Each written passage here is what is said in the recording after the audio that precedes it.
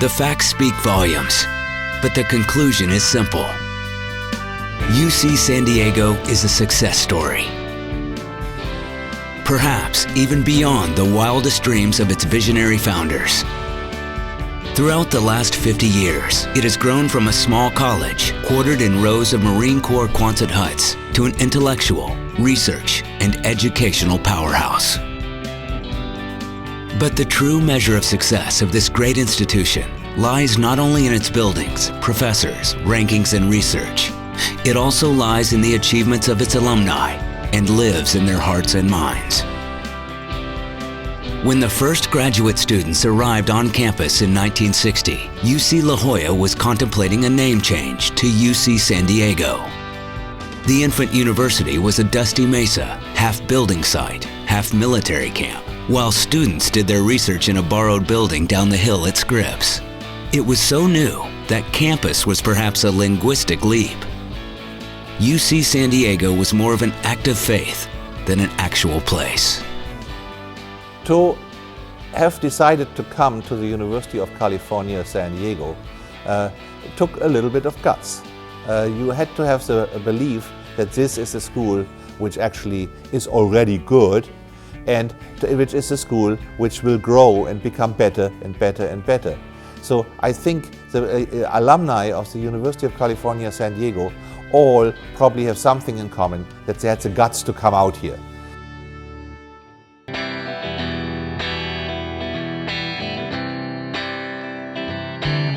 In 1964, when the university accepted its first undergraduate class of 181 pioneers, there was little more on Old Highway 101 than a 1929 Spanish-style Flying A gas station and a one-room trucker's cafe.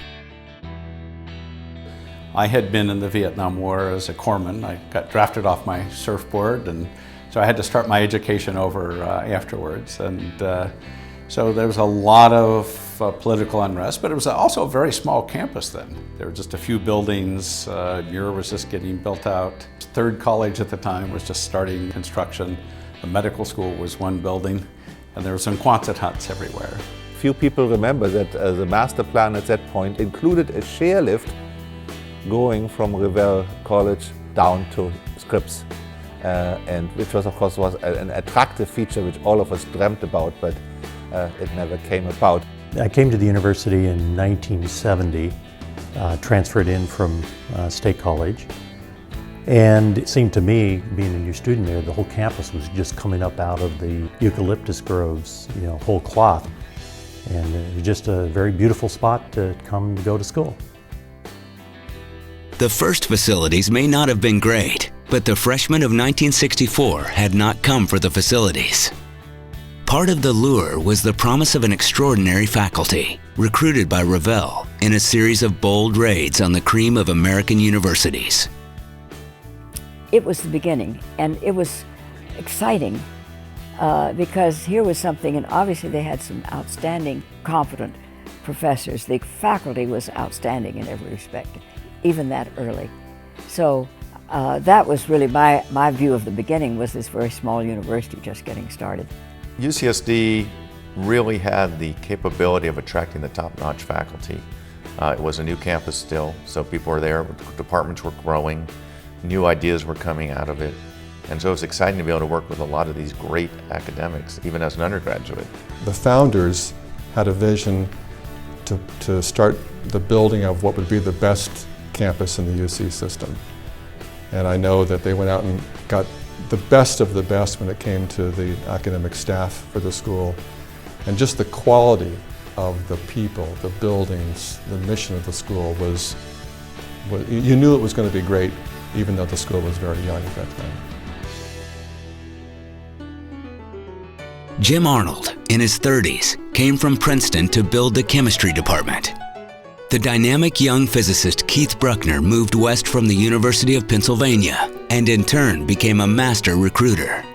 Geneticist David Bonner left Yale to map a biology program that soon was the university's largest unit. Harold Urey, a Nobel laureate in chemistry, headed the first chemistry department. And Maria Mayer, a soon-to-be Nobel laureate, joined the physics department.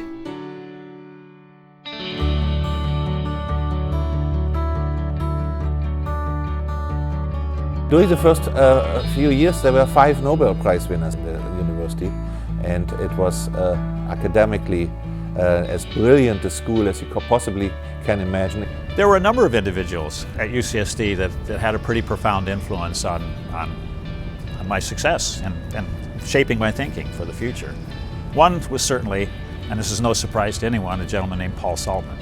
I had Paul as an instructor in my basic biology course, and his obvious enthusiasm for the subject and his obvious enthusiasm for learning was infectious.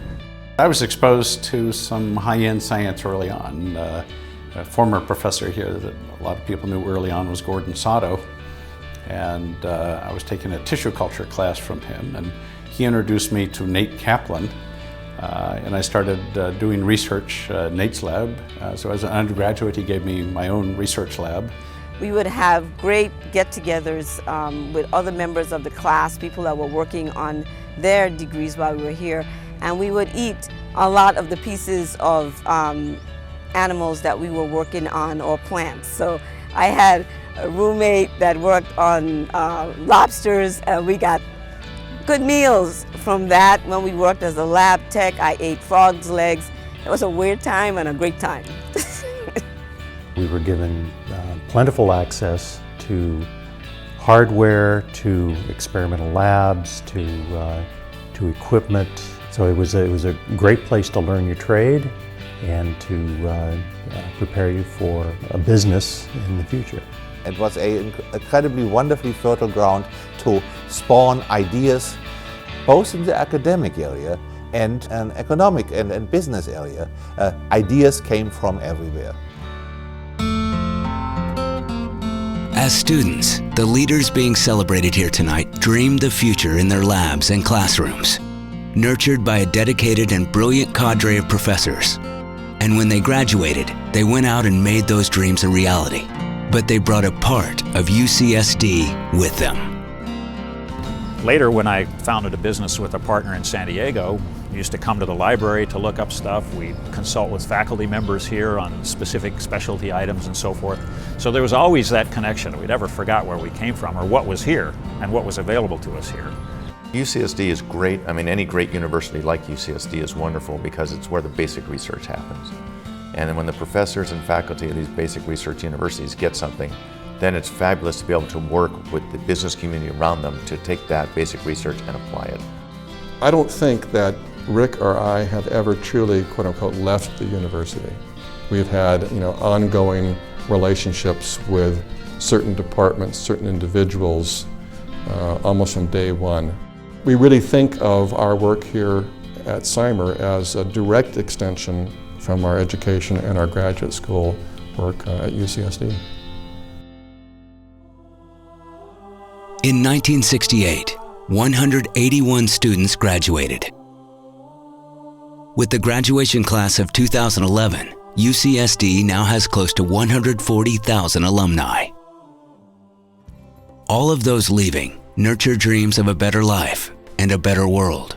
And if the past is indeed prologue to the future, then the experiences and examples of the leaders being celebrated here tonight show that UCSD and its alumni have a bright future, one that had begun here at this very special university. All of us benefited, and I think all appreciate the fact that they got an outstanding education at UCSD, and I think that's what we have, an appreciation of what UCSD did for us individually. There's no place I've been in academia at the highest levels in the world where my degree from UCSD has not really stood out and been able to hold its own with any degree from anywhere. It's probably fair to say that everything good which happened to me in America when after I arrived in 1965, except for perhaps one thing, meeting my wife, which I did all by myself, had something to do with the University of California. UCSD is the place that I credit with my foundation for the way I problem solve and the way I think about issues. And that's what I've been doing for the last 30 years. So I give a lot of credit to this institution and the process that I went through to get a doctorate. I think a totally unique environment. I've Probably visited maybe 500 different institutions around the world throughout my career, and I haven't seen anything that matches the unique science, multidisciplinary, collegial environment here. The successes of our alumni constantly remind us that UC San Diego is more than a place. It is a state of mind. UCSD not only imparts knowledge, it teaches students how to think. And UCSD alumni bring those cognitive abilities into the world and make it a better place. The alumni who are being celebrated tonight have changed and are changing the world. And they are just a narrow slice, a sliver of the 140,000 alumni who have graduated through the years. They are the vanguard of the UCSD generations who have helped change the world. In celebrating them, we are celebrating UC San Diego and celebrating all UCSD alumni.